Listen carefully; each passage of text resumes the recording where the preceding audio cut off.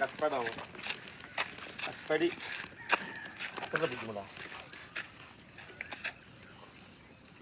దాని పాలు తాగుతున్నాం కాబట్టి దాని పాలు కొంచెం ఫుల్ దాని అమ్మ పాలు మనం కొంచెం సగం తాగుతున్నాం కదా, దాన్ని కొంచెం పని చేస్తే చేపుగా ఉంటుంది. అది తిను ఇంటికి అదరగొడుతుంది. అది మొగదా షాంపు ఆడుతున్నావు, ఇంత చుట్టూ బాగుంది నీకు. చూడు షాంపులు ఆడుతుంది. ఏం చెప్పు చూడడానికి వెరైటీగా తయారు. బొప్పాయికి వస్తున్నాడు శ్రీను, మన చేలో బొప్పాయికి వస్తున్నాడు. చిన్న ఇది బొప్పాయి అన్న విత్తనాలు పక్క పెడితే మొత్తం మన చేలవండి నువ్వేనా? Okay okay okay. నీకు ఫ్రూట్స్ మొత్తం ఎలా కటింగ్ చేయాలన్నీ తెలుసుగానా? తెలుసు. ఓకే ఓకే తీసుకుని రా. ఇక్కడ మాస్టర్ ఫ్రెండ్స్ ఇలా కలుపు తీసాము. ఆ కలుపులో కొంత వేస్ట్ ఇది పక్కన వేసి దానిలో యూస్ఫుల్ ఉంది. ఆ దూడ మేతకేసాము. దూడ తింటుంది. నా మిత్రులారా, మన లోపల కొన్ని మంచి క్వాలిటీస్ ఉంటాయి, బ్యాడ్ క్వాలిటీస్ ఉంటాయి, గుడ్ క్వాలిటీస్ ఉంటాయి. మనం సూక్ష్మంగా ఉండి మన లోపల ఉన్న మంచి క్వాలిటీస్ని నీళ్లు పోసి పెంపొందించుకుంటూ, చెడు క్వాలిటీని కలుపు మొక్కల్లాగా తీసి బయటేసుకుంటూ జీవితంలో ముందుకెళ్తూ ఉండాలి నా మిత్రులారా.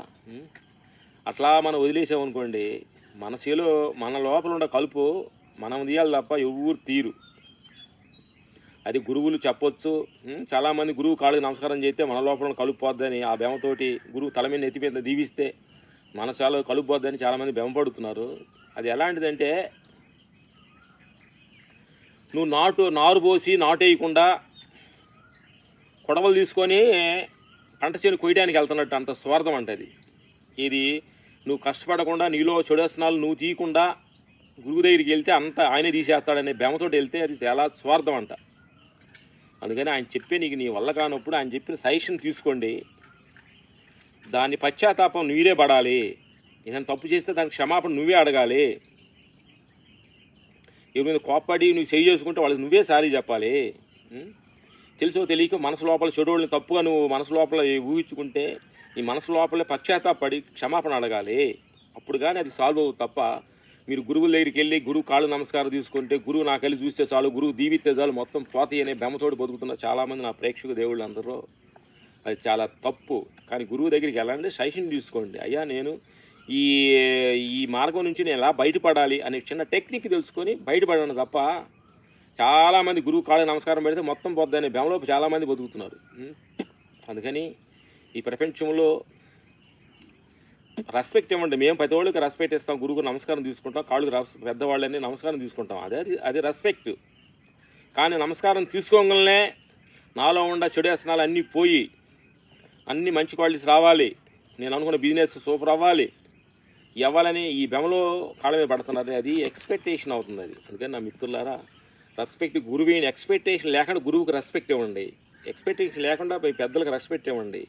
ఎక్స్పెక్టేషన్ లేకుండా మీ తల్లిదండ్రులు రెస్పెక్ట్ ఇవ్వండి. ఎక్స్పెక్టేషన్ లేకుండా మీ భార్యకి, మీ భర్త భార్యకి రెస్పెక్ట్ ఇచ్చుకోండి. అంతే తప్ప ఆమెదో చేస్తుంది నాకు ఈయనేదో చేస్తాడని ఎక్స్పెక్టేషన్ చూడ రెస్పెక్ట్ ఏమవుతుందంటే అది మీ దుఃఖానికి కారణం అవుతుంది. నేను అట్లా అనుకున్నాను, నేను అట్లా ఉన్నాను, నీకు జరగలేదు, ఆయన ఎట్లా ఊహించుకొని ఎట్లా మాట అన్నాడు అనే బెమలో బతుకుతున్నా. మీరు ఎక్స్పెక్టేషన్ లేకుండా జీవించండి. ఎక్స్పెక్టేషనే దుఃఖానికి కారణమని బుద్ధుడు ఎప్పుడో చెప్పాడు.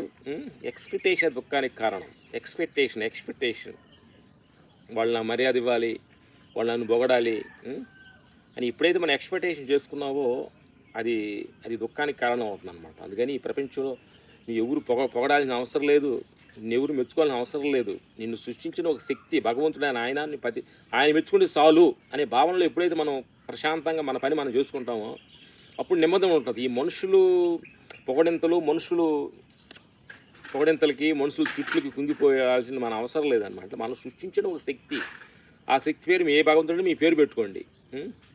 అది జీసస్ అనండి, అల్లా అనండి, రాముడు అనండి, కృష్ణుడు అనండి, సాయిబాబా అనండి, మీకు నచ్చిన దేవుడు ఏ దేవుడి పేరు పెట్టానో పెట్టుకోండి, ఆ శక్తి మటి ఒకటే. ఇన్ని రూపాలుగా అన్ని ప్రాంతాలుగా సెలబడింది ఆ శక్తి. అందుకని ఆ శక్తికి ఆ శక్తే నువ్వు ఇప్పుడు నేను మాట్లాడుతానంటే ఆ శక్తి ద్వారా కదా, నేను చూస్తానంటే ఆ శక్తే కదా, నేను వింటున్నానంటే శక్తే కదా. ఇన్నిటికీ ఆ శక్తి నన్ను మెచ్చుకుంటే చాలు అనే భ్రమతో మనుషులు మెచ్చుకోవాలి, మనుషులు పొగడింతలకి అని ఇప్పుడు ఎక్స్పెక్టేషన్ చేయదు నా మిత్రులారా. ఇప్పుడైతే మనుషుల మీద ఎక్స్పెక్టేషన్ చేసామంటే నీ దుఃఖానికి కారణం అది, ఇంక వేరే మార్గం లేదు. ఈరోజు పొగిడారంటే రేపు తిడతారు, అది ఫిక్స్డ్. ఈరోజు లాభం వస్తే ఇంకో రోజు నష్టం వస్తుంది, ఫిక్స్డ్. అచ్చుబొమ్మ లాంటిదంట. లాభ నష్టాలు అచ్చుబొమ్మ లాంటివి. లాభం వచ్చింది అనుకోండి, కింద బొమ్మ లాభం వచ్చింది, కింద అచ్చు ఉంది, ఇంకో రోజు అచ్చు వచ్చుద్ది, నష్టం వచ్చుద్ది. ఒకరోజు పోడాను ఇంకొక రోజు తిడతాడు. అందుకని సహజంగా జీవించండి, సహజ మార్గం, సింపుల్ లివింగ్. నీకు ఉండా దానిలో తృప్తిగా తిను, నీకు ఉండా డ్రెస్సులు తృప్తిగా వేసుకో. అవతల వాళ్ళు బ్రాండెడ్ షర్ట్లు వేసుకొని ఎవరికి 10,000 రూపాయలు షర్ట్ వేసుకున్నారు, అవతల వాళ్ళు 30,000 రూపాయలు చీర కట్టుకున్నారని వాళ్ళని ఎక్స్పెక్టేషన్ పోల్చుకోవద్దు. నీ స్థితికి తగ్గట్టుగా నీకేముందో దాన్ని డ్రెస్ వేసుకోండి, హ్యాపీగా ఉండండి. సింపుల్ లివింగ్, ఇలా సింపుల్గా ఉండటం మనిషి నేర్చుకోండి. మనం ఉండా దానిలో తృప్తి పడండి, గింజ హ్యాపీగా తాగండి. 4 కూరలు లేవని బాధపడకాకండి, బాధపడిన వాళ్ళు వచ్చే లాభం లేదు. అందుకని నా మిత్రులారా, మీ సహజంగా జరుగుతుంటుంది. మనుషులు ఏంటి ఇట్లా డిఫరెంట్గా భగవంతుడు ఎందుకు సూచించాడు, ఉండేవాళ్ళు లేనివాళ్ళు అని మీకు సైకాలజీగా అంటూ ఉంటుంది. అందుకని ఇన్ని రకాలుగా ఉంటేనే ప్రపంచం ముందుకెళ్ళాలంటే అందరూ ఉండేవాళ్ళు ఉండకూడదు, అందరూ లేనోళ్ళు ఉండకూడదు. అంత కలబడుపుగా ఉండేది ఇది వసుదైక కుటుంబం. లేనోడు ఉండవాడు అనేది మనం చూడకుండా అందరూ సమానంగా చూసుకుంటూ, మరి లేనోడు లేకపోతే ఈ పనులన్నీ ఎవరు చేస్తారు? అందరూ ఉండవాళ్లే, అందరూ ఎండీలు అయ్యారు అనుకోండి, పనులు ఎవరు చేస్తారు? మిత్రులారా, అందుకని అందరూ ఎండీలు అవ్వకూడదు. కొంతమంది ఎండీ అవ్వాలి, కొంతమంది పని చేయాలి. సహజం ఇది. అంటే ప్రకృతిలోనే ఈ అప్ అండ్ డౌన్స్ ఉండేవి కాబట్టి నాకు లేదు, నాకు ఉంది అని నేను తక్కువ, నేను ఎక్కువ అనుకోవాలని అవసరం లేదు. ఇవాళ డ్యూటీ అంతే. నీకు నీకు ఇచ్చిన పనిని హ్యాపీగా, చిన్న పని పెద్ద పని కావచ్చు, హ్యాపీగా చెయ్యి, ఎంజాయ్ చెయ్యి. దానిలోనే భగవంతుడు ఉన్నాడు. అర్థమైందా?